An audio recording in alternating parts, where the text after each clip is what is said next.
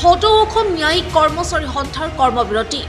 বিভিন্ন দাবীৰ সমৰ্থনত বৰপেটাতো দিনজোৰা কৰ্মবিৰতি ৰূপায়ণ বৰপেটা জিলা আৰু সত্ৰ ন্যায়াধীশৰ আদালতৰ সন্মুখত এই প্ৰতিবাদ বেঞ্চ কেৰাণীৰ পদ সৃষ্টি কৰা মটৰ দুৰ্ঘটনাত দাবী নিষ্পত্তি ন্যায়াধীকৰণৰ মুখ্য সহায়ক পদ গাণনিক প্ৰটকল অফিচাৰ আদি পদৰ সৃষ্টি কৰা